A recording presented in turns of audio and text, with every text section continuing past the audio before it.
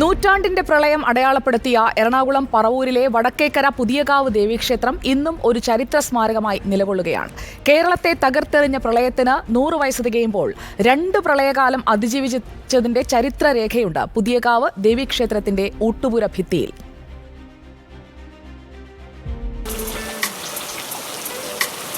നൂറ്റാണ്ടിനെ വിറപ്പിച്ച മഹാപ്രളയം.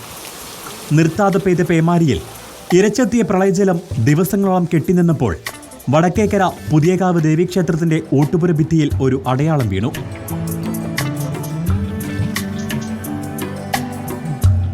നൂറ്റാണ്ട് പിന്നിട്ട 99-ലെ വെള്ളപ്പൊക്കത്തിന്റെ ജലനിരപ്പ് പ്രകൃതി തന്നെ അടയാളപ്പെടുത്തിയ ചരിത്രരേഖയായി അത് മാറി.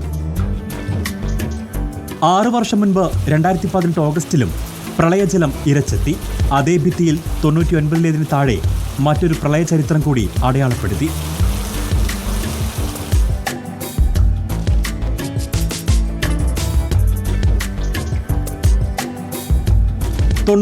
ലെ വെള്ളപ്പൊക്കത്തിന്റെ ജലനിരപ്പിന് ഏതാണ്ട് 10 ഇഞ്ച് താഴെയാണ് 2018-ലെ വെള്ളപ്പൊക്കത്തിന്റെ ജലനിരപ്പ്. പ്രളയം വരച്ചിട്ട പാടുകൾ മാഞ്ഞു തുടങ്ങിയപ്പോൾ ക്ഷേത്രം ഭാരവാഹികൾ പെയിന്റ് ഉപയോഗിച്ച് അത് മായാതെ രേഖപ്പെടുത്തി.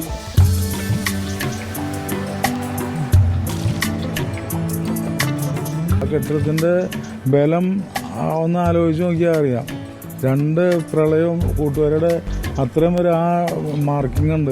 അതുവരെ നിന്ന് 10 ദിവസത്തോളം ക്ഷേത്രം തുറക്കാൻ പറ്റിയില്ല 99-ൽ. ഇപ്പം ഈ പ്രളയത്തിൽ 3 ദിവസത്തോളം തുറന്നില്ല.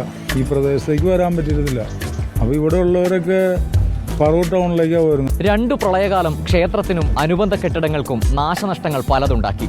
പക്ഷേ ഇപ്പോഴും നൂറ്റാണ്ട് പിന്നിട്ട പ്രളയത്തിന്റെ പ്രകൃതി തന്നെ രേഖപ്പെടുത്തിയ അടയാളമായി ഈ ഊട്ടുപുര ഇവിടെ അവശേഷിക്കുന്നു.